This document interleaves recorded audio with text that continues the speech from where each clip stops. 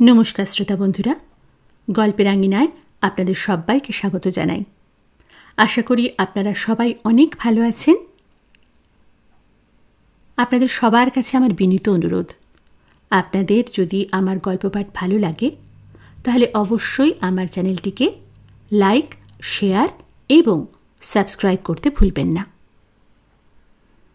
গল্পের আঙিনায় আমরা শুনছি শ্রী প্রফুল্ল রায়ের বিখ্যাত উপন্যাস বিস্ফোরণ। আজকে শুনব দ্বিতীয় পর্ব।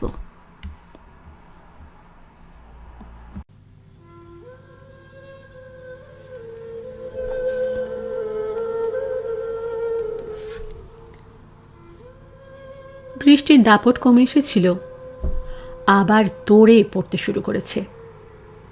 রাস্তাটা আগেই কাদা কাদা হয়েছিল, তার উপর কত যে মানুষের শরীর। কোথাও পুরো শরীরটা নয়, একটা হাত বা হাঁটু থেকে ছিঁড়ে যাওয়া পা। যেদিকে তাকানো যাক, কাতারে কাতারে বীভৎস সব দৃশ্য। কারো গলা প্রায় উড়ে গেছে, শুধু চামড়ার সঙ্গে মুন্ডুটা কোনো রকমে জুড়ে আছে। কারো পেট থেকে নাড়ি ভুঁড়ি বেরিয়ে এসেছে। যারা মারাত্মক রকমের জখম তারা পালাতে পারেনি। ক্ষীণ আওয়াজ করে কাতরে চলেছে অবিরল। এই এলাকার অনেকের সঙ্গে ঘনিষ্ঠ পরিচয় আছে বিজয়ের, আবার অনেকেই শুধু মুখ চেনা। কিন্তু যে রক্তাক্ত শরীরগুলো পড়ে আছে কাদায় মাখামাখি, তাদের একেবারেই চেনা যাচ্ছে না। সমস্ত অঞ্চল জুড়ে ছড়িয়ে ছিটিয়ে রয়েছে অজস্র হিরে। ব্লাস্টের সময় দুধারের শোরুম চুরমার হয়ে ঠিকরে ঠিকরে ওগুলো বাইরে এসে পড়েছে।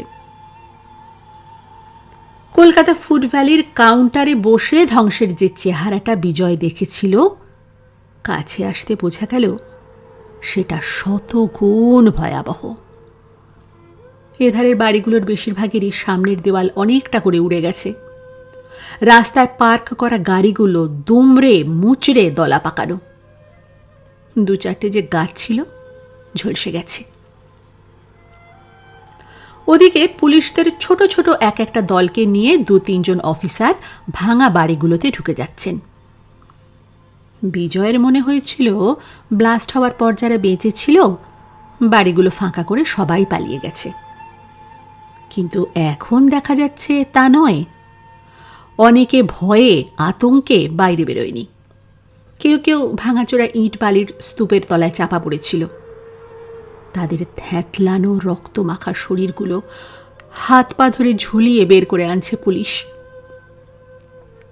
যাদের জ্ঞান পুরোপুরি লুপ্ত হয়ে যায়নি তারা গোঙাচ্ছে, বাকিরা মরার মতো স্থির। আর যারা অক্ষত, গায়ে কোনো রকম চোট লাগেনি, তারা উন্মাদের মতো চিৎকার করতে করতে বৃষ্টিতে ভিজে ভিজে রাস্তায় পুলিশের কর্ডন ভেদ করে ঊর্ধ্বশ্বাসে দৌড়তে দৌড়তে চলে যাচ্ছে। কি যে মুক্তি! কেউ কেউ সমানে শব্দ করে কাঁদছে, আর রাস্তায় থকথকে কাদায় পড়ে থাকা শরীরগুলোর দিকে দৌড়ে যাচ্ছে। বাংলা, গুজরাটি বা হিন্দিতে নাম ধরে ভয়ার্ত গলায় ডাকাডাকি করছে। কোথায় রে গণেশ, কিংবা হরেন বা মণিলাল। পুলিশ অবশ্য এদের কাউকেই রাস্তার আহত বা মৃতদের ধারে কাছে ঘেঁষতে দিচ্ছে না। হাত ধরে টানতে টানতে কর্ডনের বাইরে ঠেলে বের করে দিচ্ছে। মিডিয়ার লোকদেরও ভেতরে ঢুকতে দেওয়া হচ্ছে না। দূর থেকেই তারা যতটা পারে ছবি তুলে নিচ্ছে। চারপাশের অন্য সব দৃশ্য, যেমন ভাঙাচোরা বাড়ি, চুরমার হয়ে যাওয়া শোরুম, দুমড়ানো প্রাইভেট কার, রাস্তার ল্যাম্পপোস্ট, কিছুই যেন চোখে পড়ছে না বিজয়ের। তার দৃষ্টি বৃষ্টিতে ঝাপসা রাস্তার দেহগুলোর ওপর স্থির হয়ে আছে। ওদের কাছে গেলে কি বিমলকে দেখা যাবে? ভাবতেই শিরদাঁড়ার ভিতর দিয়ে কনকনে হিম স্রোতের মতো বয়ে গেল।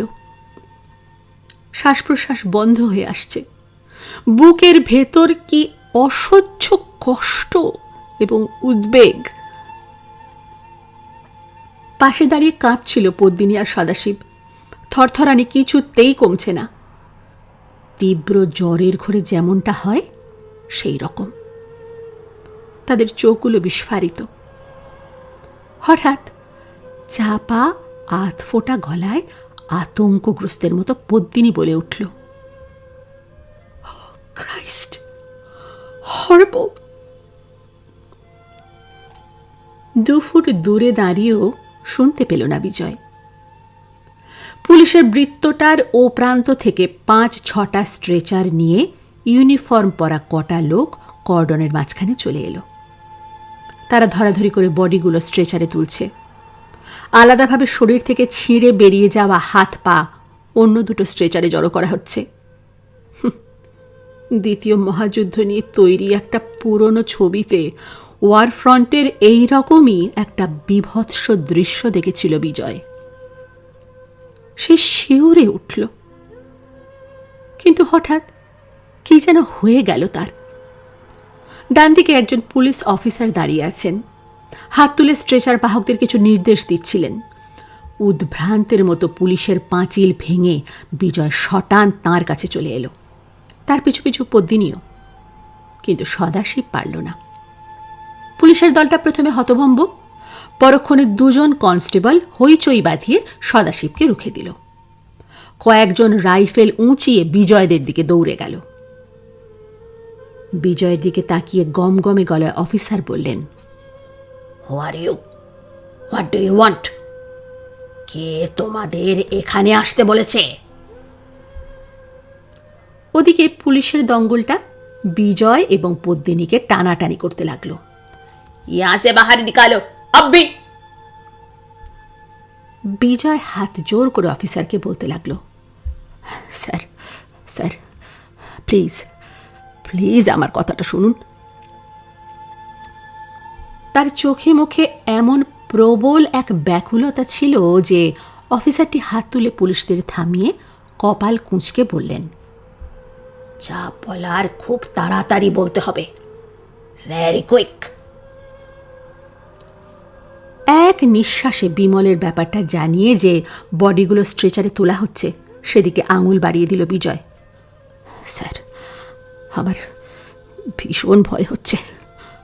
ওগুলোর মধ্যে আমার ভাইও থাকতে পারে। দয়া করে একবার দেখতে দিন, সত্যি সে আছে কিনা। অফিসারের কঠোর মুখটা নরম হলো। পুলিশ ডিপার্টমেন্টের জাঁতাকলে পড়েও তার ভেতর থেকে সহৃদয়তা একেবারে নিঃশেষ হয়ে যায়নি। বললেন, এখন ওদের কাছে যেতে দেওয়া হবে না, আপনারা যান। প্রথমে তুমি বলেছিলেন, এখন আপনি। আরো 12 কয়েক একই আর্জি জানালো বিজয়। অফিসারকে টলানো গেল না। হতাশ বিজয় শেষ পর্যন্ত জিজ্ঞেস করল, ওদের কোথায় নিয়ে যাওয়া হচ্ছে? হাসপাতালে, সেখানে গিয়ে খোঁজ করবেন। কোন হাসপাতালে স্যার? কাছাকাছি যেটা পাওয়া যাবে সেখানেই নিয়ে ভর্তি করা হবে। এখন আমাদের ডিস্টার্ব না করে কাজ করতে দিন। অফিসারের কণ্ঠস্বর আবার কঠোর হয়ে উঠল, নাও গো। সাধারণ পুলিশ বা অন্য অফিসাররা তো ধারে কাছেই ঘেঁষতে দেয় না। এই অফিসারটি তবু ধৈর্য ধরে তার কথা শুনেছেন। এরপর তাকে আর কিছু জিজ্ঞেস করতে সাহস হলো না, নিশ্চয়ই ক্ষেপে উঠবেন। বিজয়, পদ্মিনী আর সদাশিব পুলিশ বেষ্টনীর বাইরে বেরিয়ে এলো। পদ্মিনী বলল, এখানে দাঁড়িয়ে থেকে আর কি হবে, চলো চারপাশের হাসপাতালগুলোতে গিয়ে দেখা যাক। বিজয় উত্তর দিল না। এই মুহূর্তে তার নিজের ইচ্ছা অনিচ্ছা বলে কিছুই নেই। পদ্মিনী ক্রফোর্ড মার্কেটের দিকে যে রাস্তাটা গেছে সেদিকে চলল। বিজয় নিঃশব্দে তার পাশাপাশি হাঁটতে লাগল। ওধারে রাস্তা থেকে মৃত আর আহত মানুষগুলোকে কুড়িয়ে নিয়ে সাইরেন বাজাতে বাজাতে একের পর এক অ্যাম্বুলেন্স ভ্যান চলে যাচ্ছে। বিজয় পুরোপুরি হতবুদ্ধি। দিশেহারা। কিছুক্ষণ হাঁটার পর বলল, এখন কি যে করব আমি আর কিছুই ভাবতে পারছি না। পদ্মিনীর চিন্তা শক্তি লোপ পায়নি। রাস্তায় ছিন্ন ভিন্ন শরীরগুলো দেখার পর আতঙ্কে তার পা থেকে মাথা অবধি প্রায় অসাড় হয়ে গিয়েছিল। এখন অনেকটা সামলে নিয়েছে। বুঝতে পেরেছে চরম দুঃসময়ে নিজেকে স্থির রাখতে হবে, নইলে বিজয় ভেঙে চুরে একেবারে ধসে পড়বে। সেটা কোনোভাবেই হতে দেওয়া যায় না। বিমলকে খুঁজে বের করতে তো হবেই।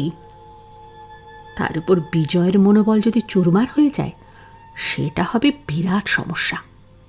দুটো একসঙ্গে সামাল দেওয়া খুবই কষ্টকর। পদ্মিনী বলল, অফিসার বললেন বডিগুলো হসপিটালে নিয়ে যাওয়া হচ্ছে। কাছাকাছির মধ্যে Harkishan Das, Saint George, J আর সৈফি হসপিটাল রয়েছে। চলো সব হসপিটালেই যাওয়া যাক।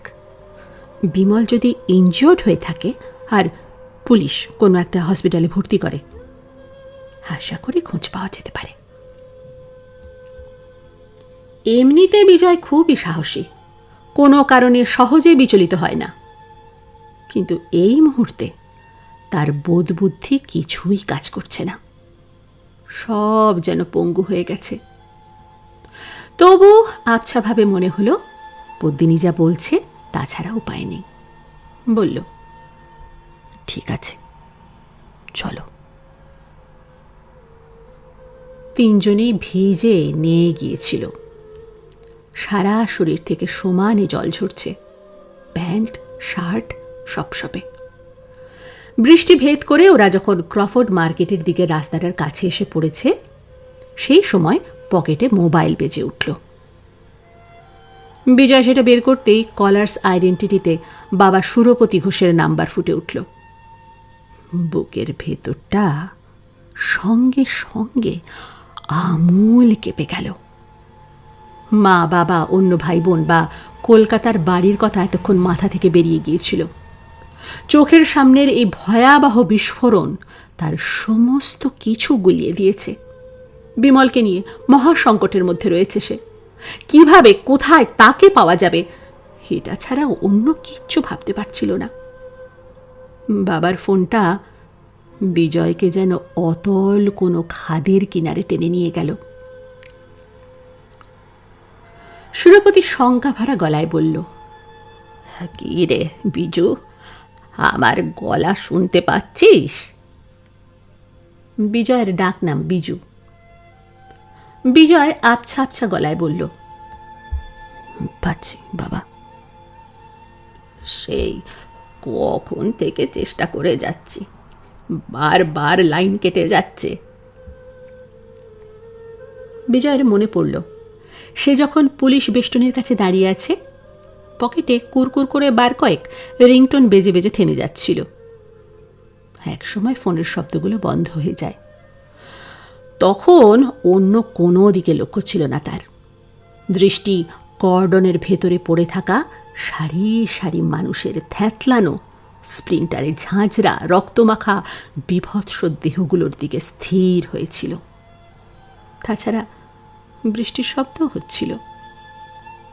অন্য শব্দ টব্দ ঠিক কানে আসছিল না। সুরপতির কণ্ঠস্বর আবার ভেসে এলো, টিভির নিউজ ফ্ল্যাশে সেই সন্ধ্যে থেকে সমানে দেখিয়ে যাচ্ছে জাভেরি বাজারে, অপেরা হাউসে আর দাদরে জঙ্গিরা বিস্ফোরণ ঘটিয়েছে। জাভেরি বাজারে ব্লাস্ট হয়েছে শুনে তোর মা, ডলি, সোনা আর রূপু ভীষণ কান্নাকাটি করছে। সঞ্জুটা যেন কেমন গুম হয়ে গেছে, কারো সঙ্গে কথা বলছে না, টিভির সামনে ঠায় বসে আছে।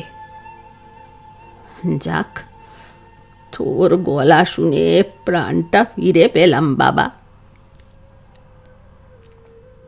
সুরপতি এমনিতেই বেশি কথা বলে, এখন একেবারে থামতেই চাইছে না। বিজয়ের মস্তিষ্কের ক্রিয়া খানিকটা হলেও ফের সচল হয়েছে। সে বেঁচে আছে জেনে বাবার আকণ্ঠ উদ্বেগ কিছুটা কেটে গেছে ঠিকই, কিন্তু এখনো একটা অনিবার্য প্রশ্ন করেনি। বিমলের কথা বাবা জিজ্ঞেস করবেই, তার উত্তর কিভাবে দেবে ভাবতেই হৃৎপিণ্ডের উত্থান পতন যেন থমকে গেছে। টের পাওয়া যাচ্ছে কপালের দুপাশের রগগুলো সমানে লাফাচ্ছে। তবু ভেতরে ভেতরে নিজেকে প্রস্তুত করতে থাকে। শেষ পর্যন্ত সুরপতি সেই প্রশ্নটাই করল, বিমু কোথায়? নিশ্চয়ই তোর কাছেই আছে। ওকে ফোনটা দে, ওর সঙ্গে একটু কথা বলি, তারপর তোর মা তোদের সঙ্গে কথা বলবে। বিজয়ের একবার মনে হলো কেউ তার হাত পা বেঁধে মাঝ সমুদ্রে ছুঁড়ে দিয়েছে। শুকনো ক্ষীণ গলায় বলল, বাবা। কি বলছিস? বিমুর খোঁজ পাচ্ছি না। একরকম মরিয়া হয়েই বলে ফেলল বিজয়। একটু আগে সুরপতির গলা শুনে মনে হয়েছিল দুশ্চিন্তা মুক্ত, এবার প্রায় চেঁচিয়ে উঠল, মানে? বিমু একটা কাজে বেরিয়ে জাবেরি বাজারে ফিরে আসছিল, সেই সময় ব্লাস্টটা হয়। তারপর কি হয়েছে বুঝতে পারছি না। ওর মোবাইলে ফোন করেছি, সেটা ডেড। এখন ওর খোঁজ করতে বেরিয়ে পড়েছি। কি হলো না হলো তোমাদের আমি জানিয়ে দেব। ইচ্ছা করি হাসপাতালের কথা বলল না। হাসপাতালের নাম শুনলে বাবা নিশ্চয়ই ভীষণ ভয় পেয়ে যাবে। তবু মোবাইল ভেদ করে সুরপতির ভয় কাতর তীক্ষ্ণ কণ্ঠস্বর বেরিয়ে এলো, কি কি বলছিস তুই? সে বেঁচে আছে তো? এখনই এত উতলা হয়েও না।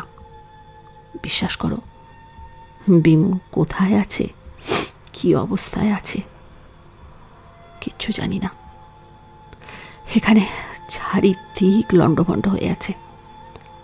আগে খোঁজ খবর নিয়ে দেখি। সুরপতি যে ফোনটায় কথা বলছে সেটা খুবই জোরালো। পাশে কেউ বসে থাকলে দুদিকের কথাবার্তা স্পষ্ট শুনতে পায়। বছর 3 আগে যখন বিজয় কলকাতায় যায়, মুম্বাই থেকে সেটা কিনে বাবাকে দিয়ে এসেছিল। সেটটা বেশ দামি, 14,000 টাকা লেগেছিল। বিজয়ের মায়ের নাম কমলা। মা নিশ্চয়ই বাবার কাছাকাছি আছে। বাবার সঙ্গে বিজয় যখন কথা বলছে, মায়ের কান্নার আওয়াজ কানে আসছিল। হঠাৎ সেটা তীব্র হয়ে উঠল। মা ফোনে তাদের কথা শুনে ফেলেছে। বিজয় হকচকিয়ে গেল। মাকে কাঁদতে বারণ করো। বিমু হয়তো শেষ পর্যন্ত জাবেরি বাজারে আসেনি, ব্লাস্টের খবর পেয়ে অন্য কোথাও চলে গেছে। তার 2-1 বন্ধু থাকে মহালক্ষ্মীতে, সেখানেও যেতে পারে। টাওয়ার পাচ্ছে না, তাই আমাকে ফোন করতে পারছে না। কিছুক্ষণের মধ্যে নিশ্চয়ই ও এসে যাবে। টাওয়ার যদি এর মধ্যে পাওয়া যায়, নিশ্চয়ই ফোন করে আমার সঙ্গে কথা বলবে।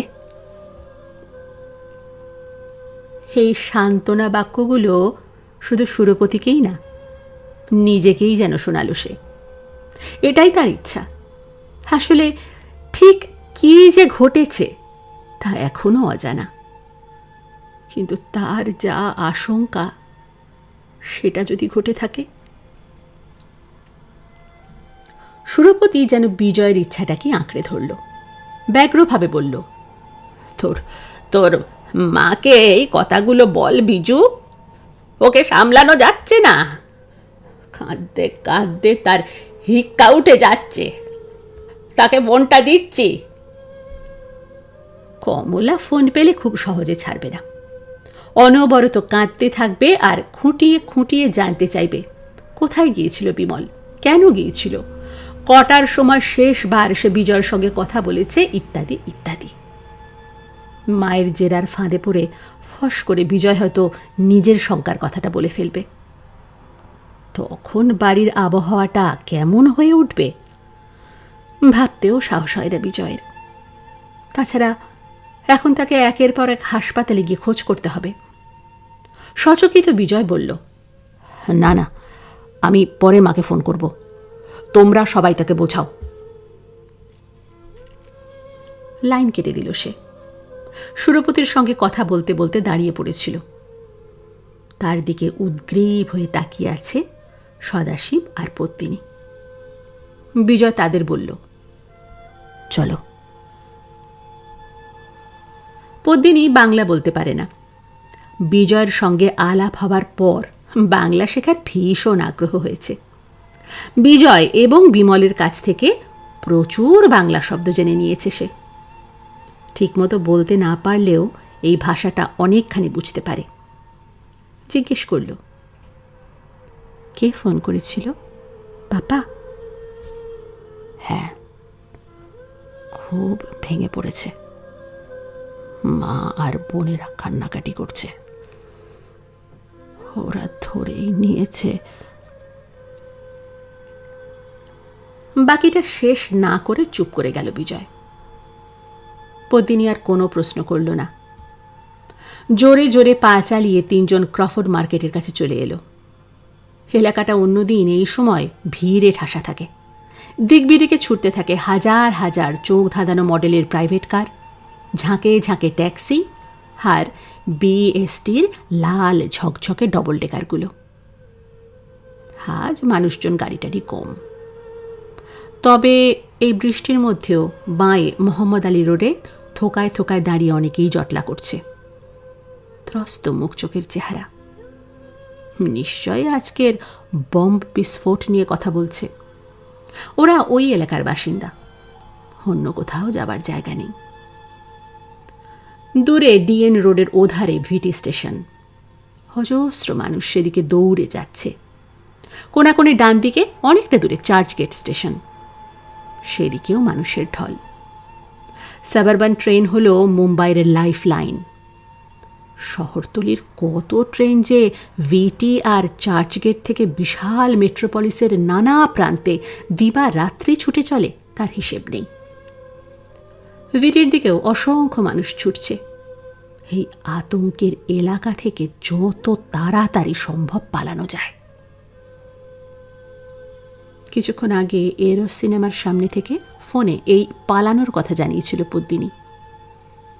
এখনও মুম্বাইয়ের মূল বিজনেস ডিস্ট্রিক্টগুলো ফাঁকা করে সবাই যে যার নিরাপদ অঞ্চলে চলে যেতে পারেনি। অন্য কোনো দিকে লক্ষ্য নেই বিজয়দের। ক্রফোর্ড মার্কেট বাঁয়ে রেখে তারা ডান দিকে চলল। তারা তিনজনই নয়, আরও অজস্র মানুষ তাদের আগে আগে বা পেছনে পেছনে চলেছে।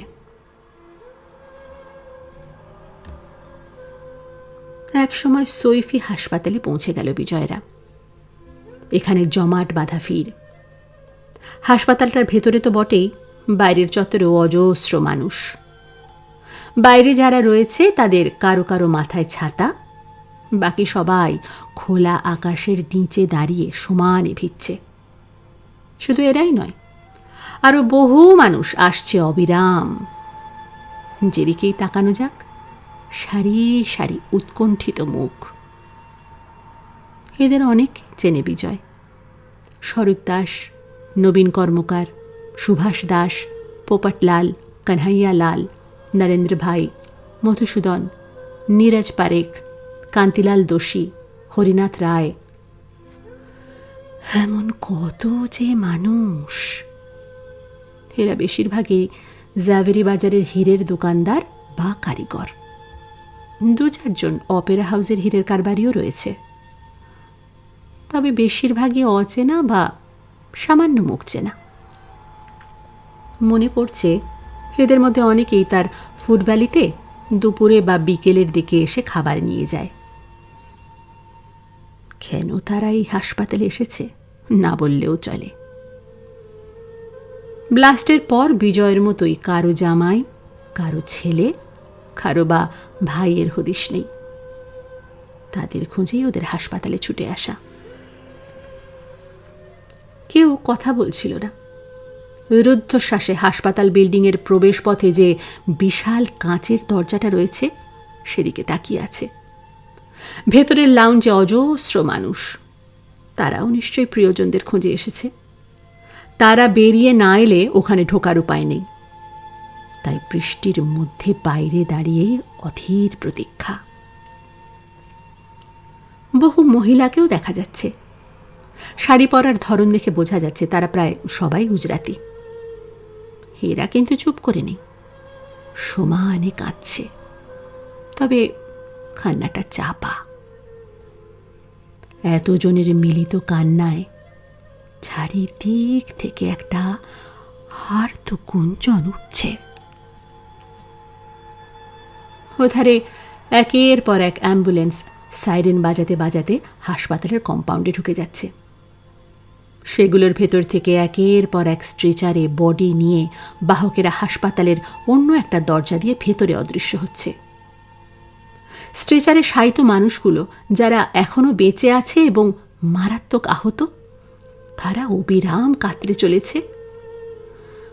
বাকি দেহগুলো একেবারে নিথর।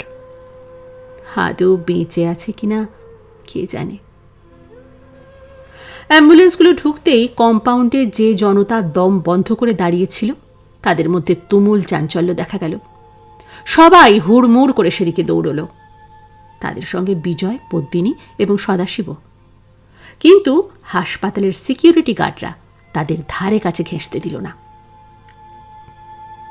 দূর থেকে যে বডিগুলোকে চকিতের জন্য দেখা গেল তাদের ভেতর বিমল নেই। তবু জোর দিয়ে বলা যায় না, কেননা কয়েকটা দেহ স্প্লিন্টার লেগে বিকৃত হয়ে গেছে। একসময় অ্যাম্বুলেন্স আসা বন্ধ হল। হতাশ বিপর্যস্ত বিজয় আবার হাসপাতালের সেই প্রবেশ পথের দরজার কাছে চলে এলো। পদ্মিনী আর সদাশিব। অ্যাম্বুলেন্স তো তারা এখানে পৌঁছবার পর প্রথম এলো না, বিজয়রা হাসপাতালে আসার আগেও এসছে। ভেতরে ঢুকে খবর নিতেই হবে তখন বিমলকে এখানে নিয়ে আসা হয়েছে কিনা। ওদিকে খোঁজ খবর নিয়ে লোকজন বেরিয়ে আসছিল। বিহ্বল ম্রিয়মান সব মানুষের দল। এধারে কম্পাউন্ডে ভিড় বাড়ছিল। উদ্বিগ্ন আরও বহু মানুষ চলে এসেছে এবং অনবরত আসছেও। উদ্দেশ্য সেই একই, প্রিয়জনের খোঁজ। পদ্মিনী পাশ থেকে বলল, বাইরে দাঁড়িয়ে থাকলে তো চলবে না, চলো ঠেলে ঠেলে লাউঞ্জে ঢুকি। সেই বিজয়ের একটা হাত ধরে প্রায় টানতে টানতে ভিড় ভেদ করে ভেতরে চলে এলো। সদাশিব পাশেই রয়েছে। লাউঞ্জের আয়তন বিশাল। সেটার একদিকে রিসেপশন, অন্যদিকে এনকোয়ারি বোর্ড ঝুলিয়ে একটি স্মার্ট ঝকঝকে তরুণী কম্পিউটার নিয়ে বসে আছে। সেখানে লম্বা লাইন। আগেও 2-4 বার এই হাসপাতালে এসেছে বিজয়, কিন্তু এনকোয়ারি বা অনুসন্ধানের জন্য আলাদা কোনো কাউন্টার চোখে পড়েনি। রিসেপশনিস্টই ভিজিটরদের যা জানার জানিয়ে দিত। নিশ্চয়ই আজ বিস্ফোরণ ঘটার পর এনকোয়ারি ডেস্কের ব্যবস্থা করা হয়েছে। বিজয়দের সামনে কম করে 30-40 জন। তারা একের পর এক এনকোয়ারির মেয়েটিকে হিন্দি বা ইংরেজিতে জিজ্ঞেস করছে, ম্যাডাম একবার দেখুন সুখেন দাস এখানে ভর্তি হয়েছে কিনা, কিংবা তরুণ পারেখ অথবা গোপাল কর্মকার। এইরকম অজস্র নাম। মেয়েটির লেশ মাত্র বিরক্তি নেই, খুবই সহৃদয়। কম্পিউটারের স্ক্রিন দেখতে দেখতে সহানুভূতির সুরে উত্তর দিয়ে যাচ্ছে, সরি স্যার, যাদের বডি নিয়ে আসা হয়েছে তাদের বেশিরভাগই আনআইডেন্টিফাইড। তাদের পরিচয় জানা যায়নি। যারা সিরিয়াসলি ইনজিওর্ড তারা নিজেদের নাম কোনো রকমে বলতে পেরেছে। আপনারা যেসব নাম বলছেন তেমন নাম এখনো আমার কাছে আসেনি। মেয়েটির উত্তর শুনে একে একে ম্লান মুখে সামনের লোকজন সরে সরে যাচ্ছে। এবার বিজয়েরা এনকোয়ারির মেয়েটির মুখোমুখি। বিজয়কে কিন্তু কথা বলতে দিল না পদ্মিনী। সে ডেস্কের তরুণীটিকে জিজ্ঞেস করল, প্লিজ দেখুন তো বিমল ঘোষের নাম আছে কিনা। তীক্ষ্ণ দৃষ্টিতে কম্পিউটারের স্ক্রিনটা আগাগোড়া দেখে নিল। No madam, extremely sorry. যেসব আনআইডেন্টিফাইড বডি এখানে নিয়ে আসা হয়েছে তাদের মধ্যে কি বিমল ঘোষের থাকা সম্ভব? সম্ভব আবার সম্ভব নয়ও। মানে? যতক্ষণ না আমরা শিওর হচ্ছি কি করে বলবো। আমি আপনার একটু সাহায্য চাই। বলুন, কি সাহায্য করতে পারি? যেসব বডি নিয়ে আসা হয়েছে সেগুলো একবার দেখতে চাই, কাইন্ডলি যদি ব্যবস্থা করে দেন। এক্সকিউজ মি, আজ কিছুই করা যাবে না। হসপিটাল সুপারের সেরকম নির্দেশই রয়েছে। কাল দুপুরের পর আসুন, তখন যে ওয়ার্ডগুলোতে ব্লাস্ট ভিকটিমদের রাখা হয়েছে দেখে আসতে পারবেন। পদ্মিনী কাকুতি মিনতি শুরু করল।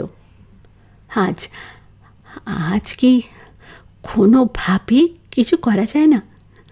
বুঝতেই পারছেন আমরা কতটা উদ্বেগের মধ্যে রয়েছি। আপনাদের মানসিক অবস্থাটা বুঝতে পারছি, কিন্তু আমার কিছুই করার নেই। একটু চুপচাপ। তারপর মেয়েটি ফের বলল, জাভেরি বাজার আর অপেরা হাউস এরিয়া থেকে ভিকটিমদের সবাইকেই হাসপাতালে নিয়ে আসা হয়নি, আশেপাশের হসপিটালগুলোতেও নিয়ে যাওয়া হয়েছে। আপনারা সেই সব জায়গায় গিয়েও খোঁজ নিতে পারেন। সৈফি হাসপাতাল থেকে বেরিয়ে বিজয়, পদ্মিনী আর সদাশিব ছুটল হরকিষণ দাস আর যে হাসপাতালে। সেসব জায়গাতেও একই দৃশ্য, প্রিয়জনদের খোঁজে একই রকম ভিড়। আহত, বেহুঁশ বা নিহতদের রাস্তা থেকে তুলে নিয়ে আসছে একের পর এক অ্যাম্বুলেন্স। সৈফির মতো এই দুই হাসপাতালের এনকোয়ারি থেকেও জানানো হলো আজ ওয়ার্ডে যাদের আনা হয়েছে তাদের দেখানো যাবে না, বিজয়রা যেন কাল আসে। তিনটে হাসপাতালের কোথাও বিমলের হদিশ পাওয়া গেল না। বিজয় দু হাতে মুখ ঢেকে কেঁদে ফেলল। সম্পূর্ণ দিশেহারা সে। কাল হাসপাতালগুলোতে এসে কি দেখবে?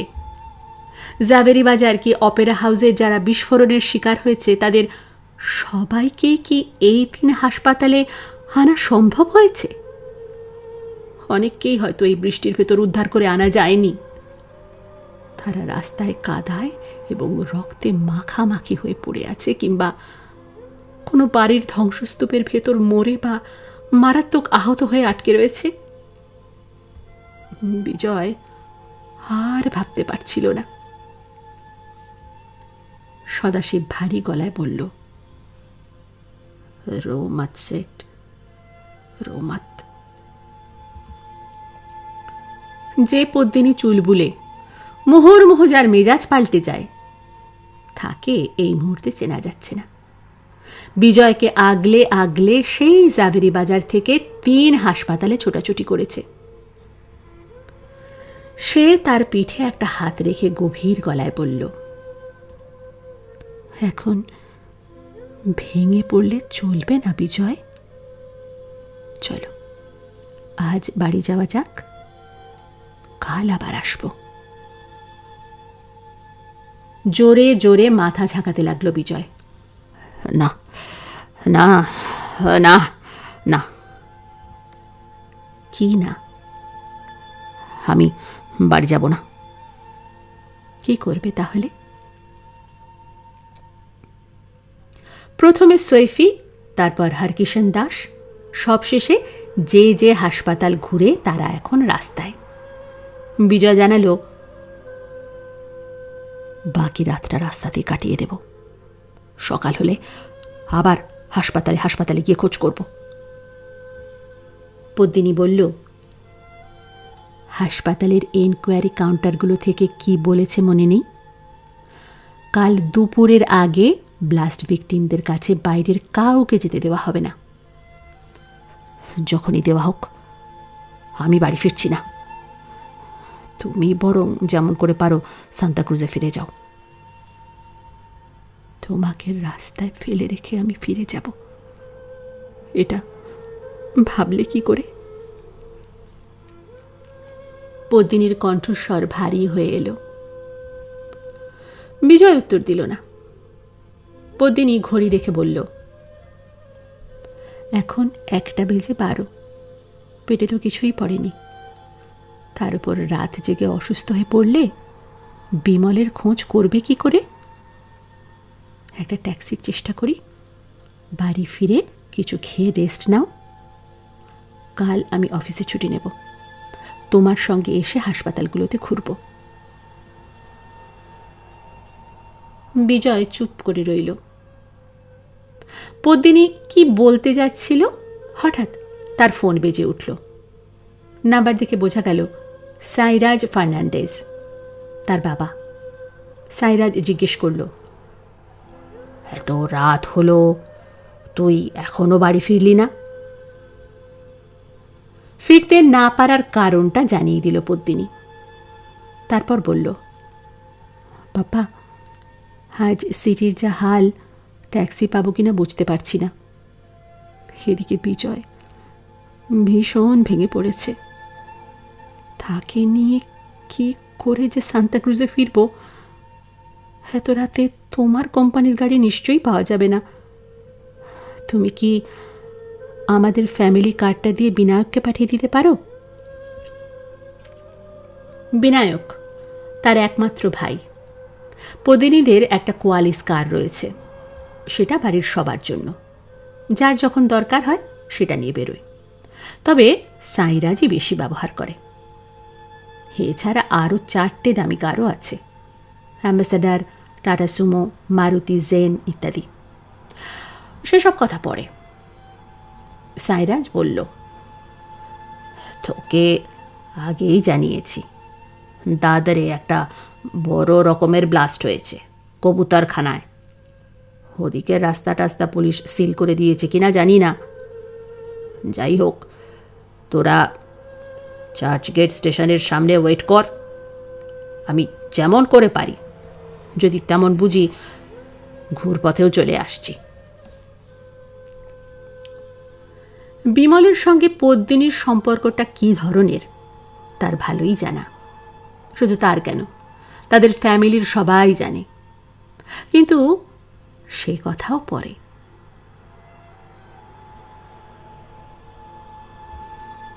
ঘণ্টাখানেক বাদে সাইরাজ একাই নয়, তার সঙ্গে বিনায়কও চলে এলো।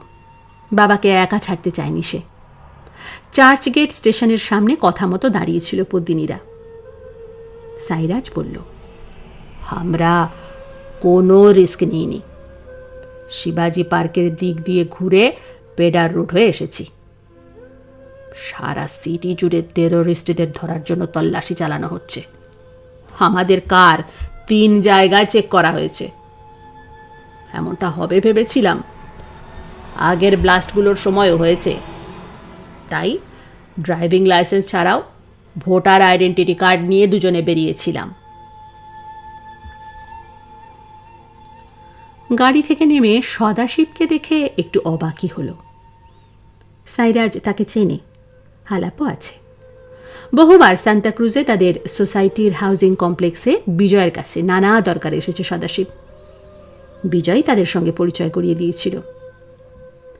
সাইরাজ সদাশিবকে জিজ্ঞেস করল, তুমি তোমার ঘরে ফিরে যাওনি? সদাশিব আস্তে আস্তে মাথা নাড়ে। যা হয়ে গেল, সেই অবস্থায় শেঠকে ফেলে কি করে যাব? বিজয়ের স্টলের কর্মচারী এই ছেলেটার মধ্যে যে মায়া দয়া কর্তব্যবোধ রয়েছে সেটা খুব ভালো লাগলো সাইরাজের। সে বলল, এবার সবাই উঠে পড়ো। আসার সময় নিজেই ড্রাইভ করেছিল সাইরাজ, এবার স্টিয়ারিং ধরতে বলল বিনায়ককে। তারপর ফ্রন্ট সিটে সদাশিবকে বসতে বলে পদ্মিনী আর বিজয়কে নিয়ে ব্যাক সিটে উঠে বসল। মাঝখানে বিজয়, তার দুপাশে দুজন। বিনায়ক গাড়িতে স্টার্ট দিয়ে মেরিন ড্রাইভের দিকে নিয়ে গেল। সেখান থেকে মালাবার হিলের দিকে দৌড় শুরু হলো। মাথা নিচু করে মুহ্যমানের মতো বসে আছে বিজয়। চোখ থেকে ফোঁটা ফোঁটা জল ঝরে যাচ্ছে। কিছুক্ষণ নিঃশব্দে তাকে লক্ষ্য করার পর সাইরাজ তার পিঠে একটা হাত রেখে নরম গলায় ডাকল, বিজয়, মাই সান। মুখ তুলে একবার সাইরাজের দিকে তাকিয়ে আবার নামিয়ে নিল বিজয়। কিছু বলল না। সংকটের সময় মনে সাহস রাখতে হয়। সাইরাজের কণ্ঠস্বর এবার আরো কোমল, আরো আর্দ্র। বিজয় চুপ। এই সাহসের কথাটা পদ্মিনীও খুব সম্ভব তাকে বলেছিল, কিন্তু সমস্ত অস্তিত্বের ভেতর যে ধস নেমেছে তা কিছুতেই থামানো যাচ্ছে না। শরীর এবং মনের সবটুকু জোর ক্ষয়ে ক্ষয়ে যেন শেষ হয়ে যাচ্ছে। সাইরাজ থামেনি। তোমাকে তো জানি, you are a great fighter. লাইফে হঠাৎ একটা ক্রাইসিস এসেছে, সেটাকে তো ফেস করতে হবে। হয়তো শেষ পর্যন্ত দেখবে বিমলের কিছু হয়নি, কোথাও আটকে পড়েছে, কারো সঙ্গে কন্ট্যাক্ট করতে পারছে না। এই ধরনের সান্ত্বনার কথা পদ্মিনীর মুখেও শোনা গেছে। তবু এত যে উৎকণ্ঠা, এত দুর্ভাবনা, তার মধ্যেও সাইরাজ ফার্নান্ডেজরা পাশে আছে ভেবে একটু যেন ভরসা পাওয়া যায়। পদ্মিনীর বাবা সাইরাজকে তো কম দিন হলো চেনে না সে। আমুদে হুল্লোড়বাজ, প্রায় রোজই গলা অবধি মদ গিলে মধ্যরাতে টলতে টলতে তাদের হাউজিং কমপ্লেক্সে এসে হুলুস্থুল বাঁধায়, কিংবা বারে মাতাল হয়ে দাঙ্গা বাঁধিয়ে মাথা ফাটিয়ে পড়ে থাকে। খবর পেয়ে পদ্মিনী আর বিনায়ক কখনো কখনো তাদের মা লীলাবতী ফার্নান্ডেজকেও স্বামীকে তুলে নিয়ে আসতে হয়। সেই মানুষটাকে এই মুহূর্তে একেবারে অচেনা মনে হচ্ছে, যেন পরম আপনজন। সাইরাজ বলতে লাগলো, কাল আমি অফিসে যাব না, বিল্লুকেও তার অফিসে যেতে দেব না। তোমার এমন বিপদ, জুলিও নিশ্চয়ই তার অফিসে ছুটি নেবে। বিল্লু বিনায়কের এবং জুলি পদ্মিনীর ডাকনাম। সাইরাজের বান্দ্রায় ট্রান্সপোর্টের বিজনেস আছে। রেন্ট আ কার সিস্টেমে গাড়ি ভাড়া দেয়। লিঙ্কিং রোডে তার ছোট্ট অফিস। বিনায়ক একটা বিরাট আইটি ফার্মে কম্পিউটার ইঞ্জিনিয়ার, আর পদ্মিনী তো পেডার রোডে বিশাল মাল্টি ন্যাশনাল কোম্পানির রিসেপশনিস্ট। পদ্মিনী আগেই বিজয়কে জানিয়েছে কাল তার অফিসে যাবে না। সাইরাজ বলেই চলেছে, আমরা তিনজন আর তোমার ওই সদাশিব, আর তোমাকে নিয়ে সাউথ মুম্বাইয়ের সব কটা হাসপাতাল চষে বেড়াবো। পুলিশ ডিপার্টমেন্টে আমার অনেক জানাশোনা আছে, তাদেরও বিমলকে খুঁজে বার করার জন্য রিকোয়েস্ট করব। হয়তো দেখা যাবে এসবের কিছুই দরকার হবে না, আজ রাতেই কোনো এক সময়, নইলে কাল সকালে বিমল নিজেই বাড়িতে চলে আসবে। বিজয়ের মন বলছে, বিমলের ফিরে আসাটা নেহাতই দুরাশা। কিন্তু সেই দুরাশাকে আঁকড়ে ধরে থাকা ছাড়া আপাতত তার কিছুই করার নেই। হাসার হলে এতক্ষণে নিশ্চয় চলে আসত। সে অবিবেচক দায়িত্বজ্ঞানহীন নয়, বিজয়কে চূড়ান্ত উৎকণ্ঠার মধ্যে ফেলে রাখত না। রাস্তাঘাট শুনশান হয়ে গেছে ঠিকই, তবে লোকজন যে একেবারে নেই তা নয়। হেঁটে হেঁটেই অনেকে বাড়ি ফিরছে। বিপদ কিছু না ঘটলে বিমলের এতক্ষণে নিশ্চয়ই ফিরে আসার কথা। বিজয় চুপ করে থাকে। এক সময় সাইরাজের কোয়ালিস সান্তাক্রুজে সানরাইজ হাউজিং সোসাইটির কমপ্লেক্সে ঢুকে গেল।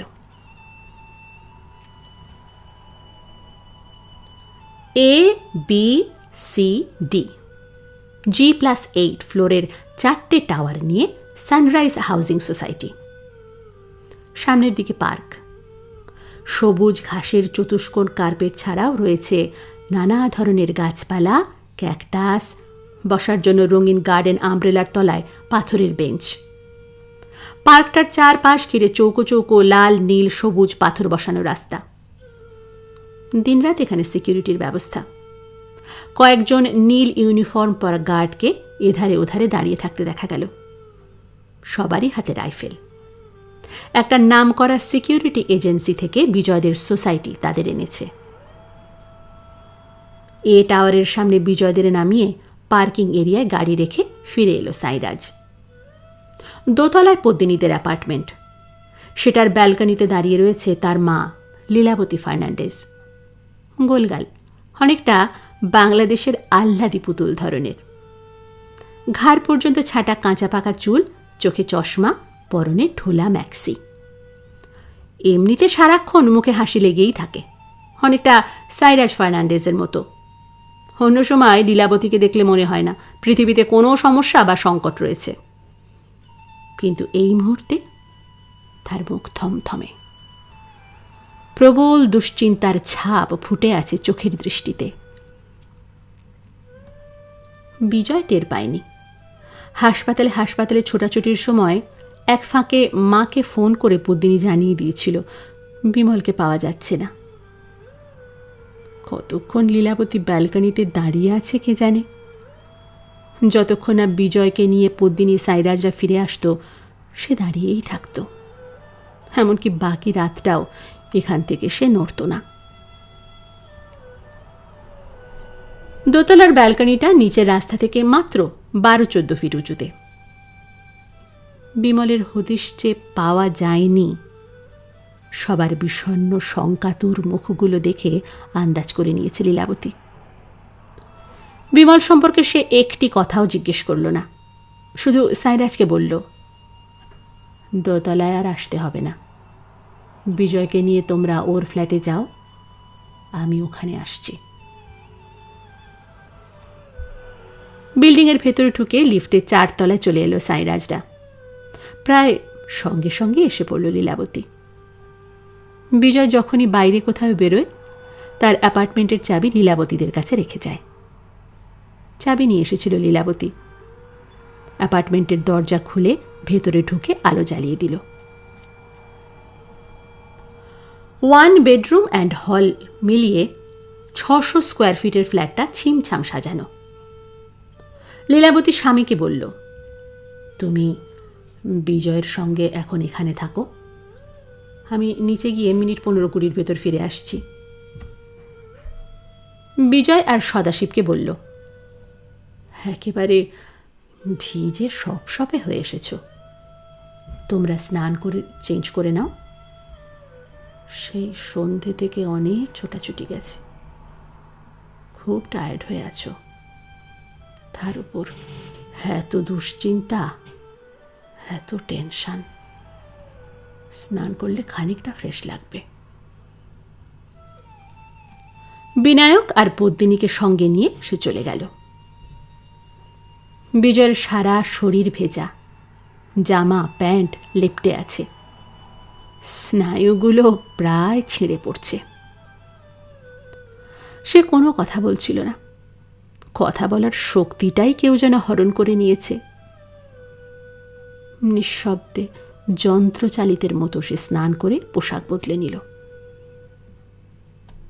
ঠান্ডা জলের একটা আশ্চর্য জাদু আছে। অবসাদ অনেকটাই কেটে গেল, নিজেকে কিছুটা সতেজ লাগছে। সদাশিব বাথরুম থেকে স্নান করে এলো, তবে এখানে তার কোনো জামা প্যান্ট নেই। সারাদিনের ধুলোবালি মাখা চটকানো ভেজা পোশাকই পরে নিতে হলো তাকে। বিজয়রা হলঘরে এসে বসার পরপরই লীলাবতী, বিনায়ক আর পদ্মিনী আবার ফিরে এলো। সন্ধে থেকে পদ্মিনীর কম ধকল যায়নি, সেও এর মধ্যে স্নান করে নিয়েছে।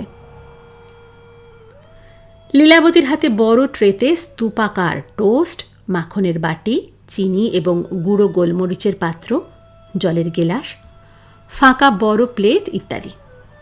পদ্মিনীর হাতে ছোট ট্রেতে দুধের গেলাস। টেবিলের ওপর ট্রে নামিয়ে বিজয়ের পাশে বসল লীলাবতী। পদ্মিনী বসল উল্টো দিকের একটা সোফায়। লীলাবতী ক্ষিপ্র হাতে টোস্টে মাখন লাগিয়ে কোনোটায় গোলমরিচের গুঁড়ো, কোনোটায় বা চিনি ছড়িয়ে দুটো প্লেট সাজিয়ে ফেলল। একটা প্লেট দিল সদাশিবকে। বিজয় বলল, আমার খেতে ইচ্ছে করছে না। লীলাবতী তার পিঠে একটা হাত রেখে কোমল আর্দ্র গলায় বলল, না খেলে চলবে? শরীর অসুস্থ হয়ে পড়বে যে। সেই সন্ধে থেকে এক হাসপাতালে থেকে আর এক হাসপাতালে ছুটে বেরিয়েছ। তোমাদের ওপর দিয়ে ঝড় বয়ে গেছে। জুলি বলছিল কাল আবার তোমাদের বেরোতে হবে। খাও বেটা। কলকাতা থেকে 1200 মাইল দূরের এই মহানগরে যখন বিজয় আসে, তখন সে প্রায় নির্বান্ধব। এখানকার সবাই অচেনা, সমস্ত কিছুই অজানা। একমাত্র নিরঞ্জন দত্ত ছাড়া পরিচিত আর কেউ ছিল না। তারপর কতজনের সঙ্গে আলাপ পরিচয় হলো, অনেক বন্ধুও পাওয়া গেল, কিন্তু পদ্মিনীদের মতো অন্য কেউ নয়। প্রথম দিকে সাইরাজ ফার্নান্ডেজ কিছুটা ঝামেলা বাঁধালেও পরে অফুরান মায়ায় এই ফার্নান্ডেজ পরিবার তাকে কাছে টেনে নিয়েছে। নীরবে টোস্ট তুলে নিয়ে চিবোতে লাগলো বিজয়, কিন্তু মুখের ভেতরটা একেবারে বিস্বাদ, তিতকুটে। মনে হচ্ছে যেন শক্ত কাঠের টুকরো চিবোচ্ছে, গলা দিয়ে কিছুই নামতে চাইছে না। কোনো রকমে 2 টুকরো টোস্ট খেয়ে দুধের গিলাসটা তুলে নিয়ে ঢক ঢক করে গিলে ফেলল বিজয়। আর তখনই মোবাইল বেজে উঠল। তার বাবা সুরপতি ঘোষ সন্ধ্যের পর একবার ফোন করেছিল, আবার এখন। কি রে, তুই তো ফোন করলি না, বিমুর খবর পাওয়া গেল? গলা টিপে ধরলে যেমন হয় তেমন স্বর বেরুল বিজয়ের। মুম্বাইতে লণ্ডভণ্ড অবস্থা, তার উপর সমানে বৃষ্টি পড়ছে, সব জায়গা যাওয়া যাচ্ছে না। তবু যেখানে পেরেছি গেছি, বিমুর খোঁজ পাইনি। তার মনে হলো যা সত্যি তাই জানানো উচিত। যদি বিমলের মারাত্মক কিছু ঘটে থাকে, তার জন্য বাবা মা ভাই বোনেরা যেন আগে থেকেই প্রস্তুত হতে থাকে। দিশেহারার মতো সুরপতি বলল, ওকে ওকে পাওয়া যাবে তো? এখন রাত 3টে বাজতে চলল। আজ আর কিছু করার নেই, কাল আবার খুঁজতে বেরোবো। মেয়েগুলো সমানে কাঁদছে, তোর মাকে আর সামলানো যাচ্ছে না। এর ভেতর দুবার অজ্ঞান হয়ে গিয়েছিল, অনেক কষ্টে জ্ঞান ফেরানো হয়েছে। বলতে বলতে সুরপতির গলা বুঝে এলো। কি উত্তর দেবে ভেবে পেল না বিজয়। একটু পরে সুরপতির কণ্ঠস্বর আবার শোনা গেল। টিভিতে রাতের খবরে শুনিয়েছিল মুম্বাইয়ের হাসপাতালগুলোতে ব্লাস্টের পর শয়ে শয়ে লোককে ভর্তি করা হয়েছে। তাদের মধ্যে অনেকে মারা গেছে, অন্যেরা সিরিয়াসলি ইনজিওর্ড। এখনো অবধি যাদের মৃত্যু হয়েছে তাদের নামগুলো টিভিতে জানিয়েছে। এই লিস্টে অবশ্য বিমোর নাম নেই। তবে তবে কি? টিভিতে বলছিল যারা মারাত্মক জখম হয়েছে তাদের বেশিরভাগই নাকি বাঁচবে না। এক কাজ কর, কি? কাল হাসপাতালগুলোতে গিয়ে একবার দেখ, যদি বিমুকে পাওয়া যায়। সন্ধ্যের পর থেকে সে যে হন্যে হয়ে হাসপাতালগুলোতেই ছুটোছুটি করেছে সেটা আর সুরপতিকে জানালো না। শুধু বলল, আচ্ছা, কাল 10টা সাড়ে 10টায় তোকে আবার ফোন করব। এতগুলো হাসপাতালে গিয়ে খোঁজাখুঁজি করতে কত সময় লাগবে জানি না।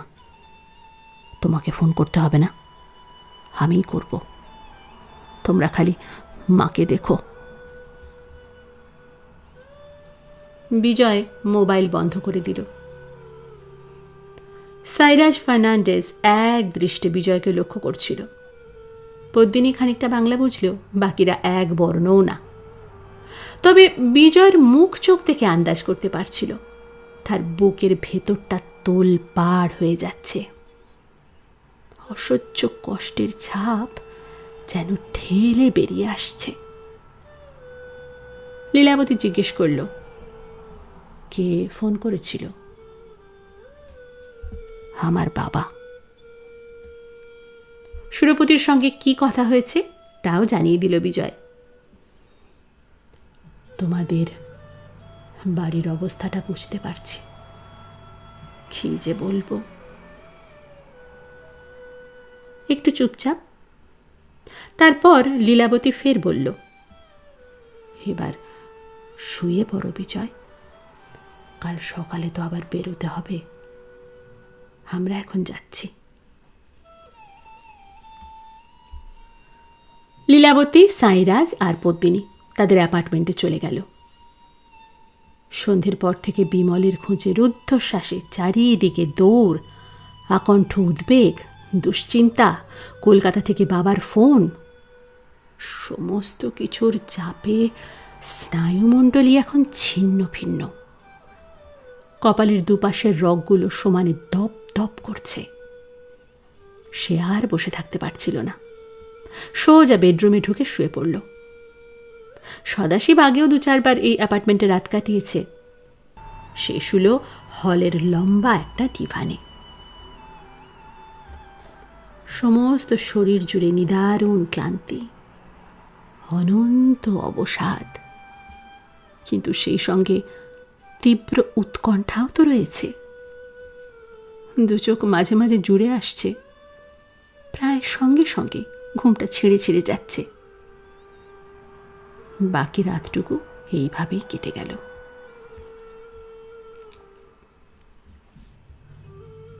6টা বাজতে না বাজতেই উঠে পড়ল বিজয়। তবে বিছানা থেকে নামল না, চুপচাপ বসে রইল। মাথাটা প্রচণ্ড ভারী হয়ে আছে, মনে হয় আস্ত একখানা পাহাড় সেটার উপর চাপানো। মুম্বাই দেশের পশ্চিম প্রান্তে, তাই এখানে সূর্যোদয় বা সূর্যাস্ত হয় কলকাতার চাইতে 1 ঘন্টা পরে। এখন বর্ষাকাল, তাই কখন যে রোদের দেখা মিলবে কে জানে। বিজয়ের অ্যাপার্টমেন্টের দিকের দরজাটা ছাড়া অন্য সব জানালা দরজা খোলাই ছিল। বিছানায় বসে বসেই দূরমনস্কর মতো একবার জানলার বাইরে তাকালো বিজয়। রাতের অন্ধকার তরল হয়ে এসেছে ঠিকই, তবে এখনো সব কিছু ছায়া ছায়া, অস্পষ্ট।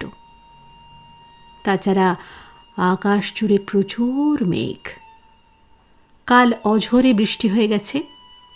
লক্ষণ দেখে মনে হচ্ছে আজও মেঘগুলো অবিরল বর্ষণের জন্য তৈরি হচ্ছে। একটা ব্যাপার হঠাৎ তার খেয়াল হলো।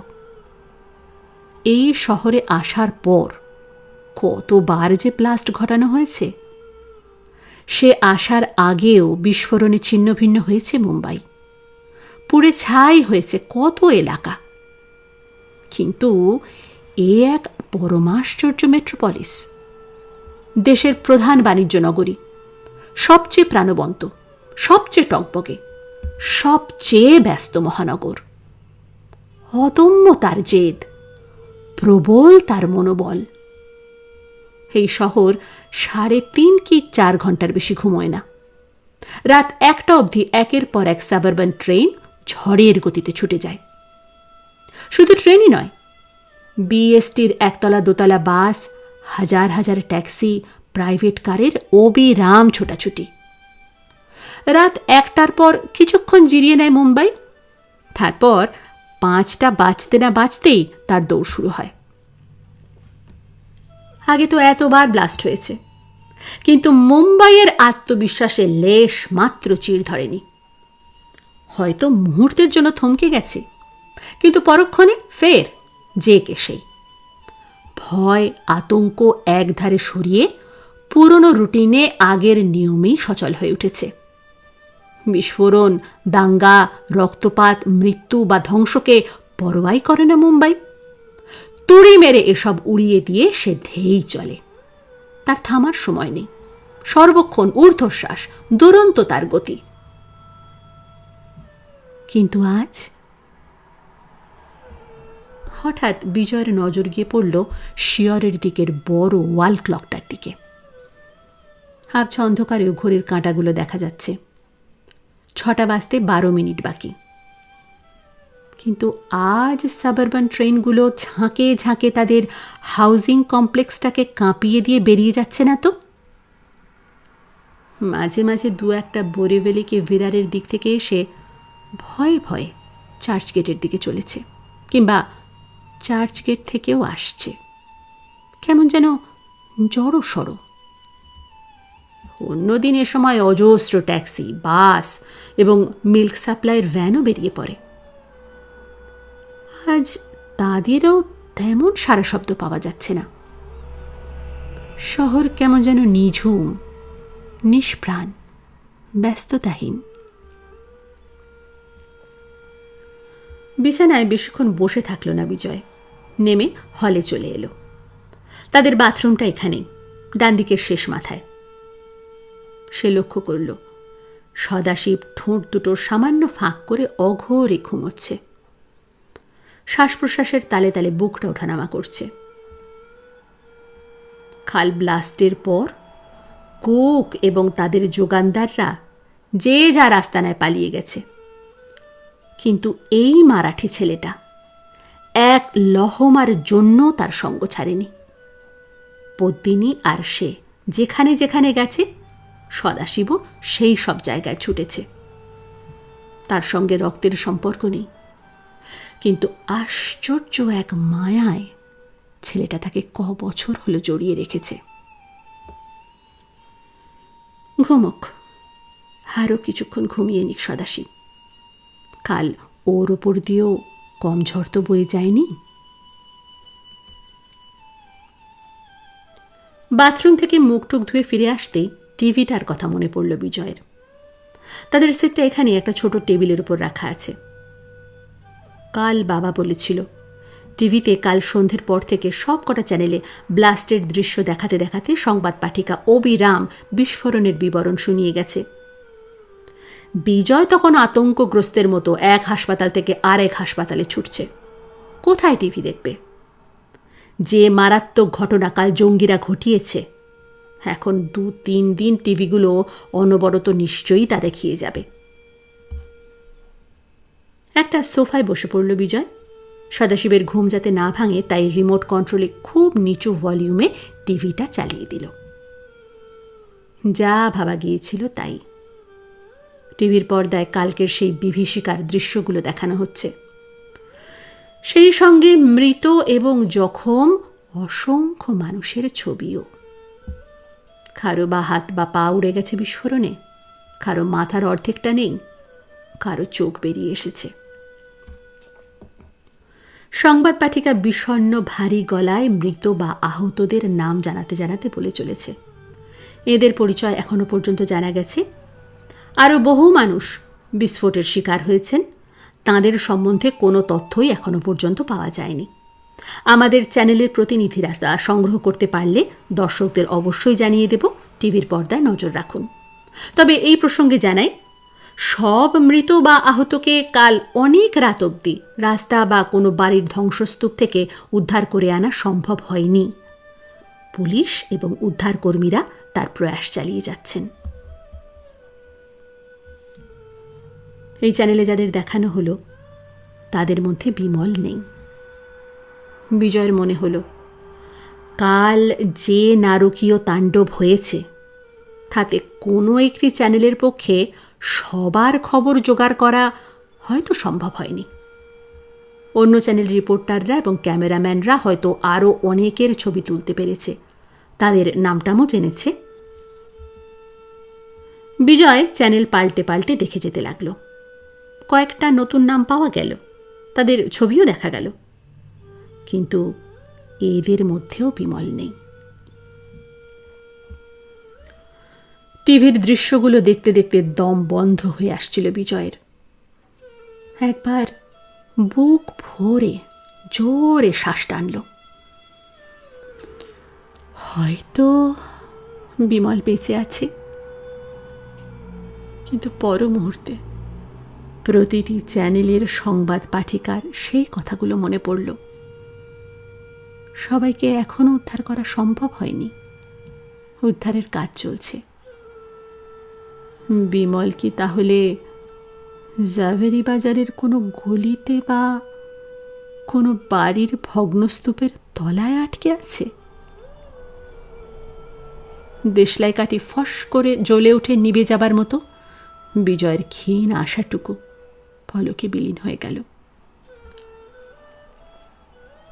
যে চ্যানেলটা এখন চলছে তার পর্দায় খবর পড়ার ফাঁকে ফাঁকে যারা মারা গেছে বা আহত হয়েছে তাদের ভাই, বাবা, শ্বশুরের সাক্ষাৎকার নিচ্ছে প্রতিবেদকেরা। লোকগুলো বেশিরভাগই বাঙালি এবং গুজরাটি। সিন্ধি, মারাঠি এবং মারোয়াড়িও প্রচুর। পাগলের মতো কেউ বুক চাপড়াচ্ছে, কেউ বা মাথা। নিশ্চয়ই কোনো প্রিয়জনকে হারিয়েছে।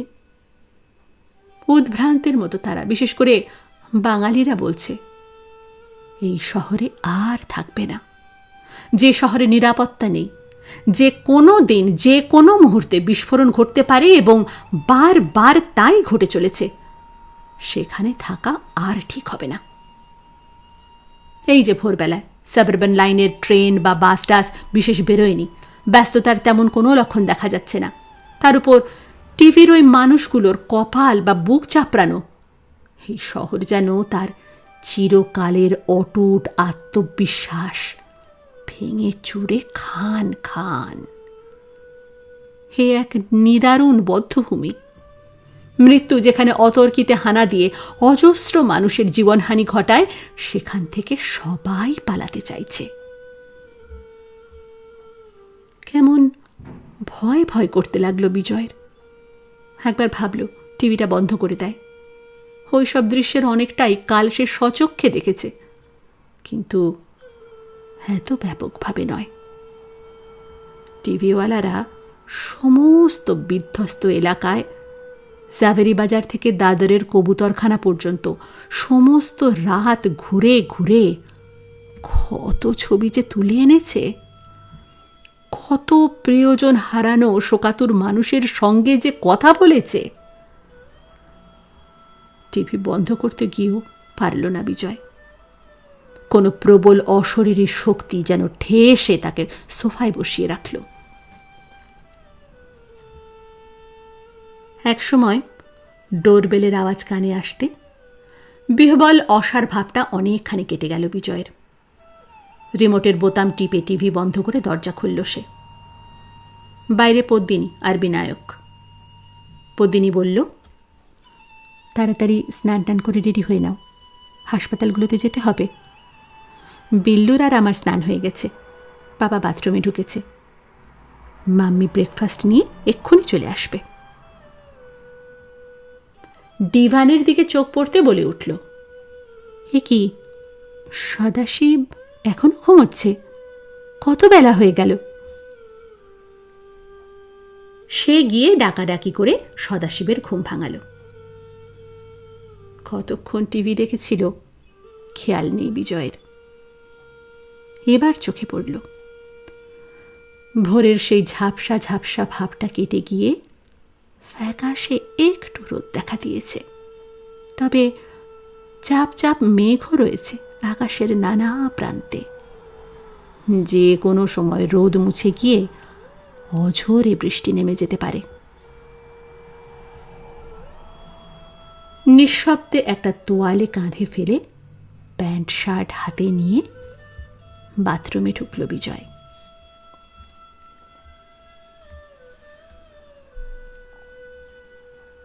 শেষ হল শ্রী প্রফুল্ল রায়ের বিখ্যাত উপন্যাস বিস্ফোরণের দ্বিতীয় পর্ব। গল্পটি শুনে আপনাদের যদি ভালো লেগে থাকে তাহলে অবশ্যই এই ভিডিওর নিচে একটি লাইক দিয়ে যেতে ভুলবেন না। সেই সঙ্গে আমার চ্যানেলটিকে সাবস্ক্রাইব করে পাশে থাকা বেল আইকনটি প্রেস করে রাখার অনুরোধ রইল, যাতে গল্পের আঙিনায় নতুন কোনো গল্প আপলোড হলে অথবা চলতি গল্পের কোনো নতুন পর্ব আপলোড হলে তার নোটিফিকেশন সঙ্গে সঙ্গে আপনাদের কাছে পৌঁছে যায়। আর আমার ফেসবুকের বন্ধুদের কাছে অনুরোধ রইল আমার পেজটিকে ফলো করার জন্য। আপনারা সবাই অনেক অনেক ভালো থাকুন, সুস্থ থাকুন, আনন্দে থাকুন। আজকের মতো বিদায় নিচ্ছি। নমস্কার।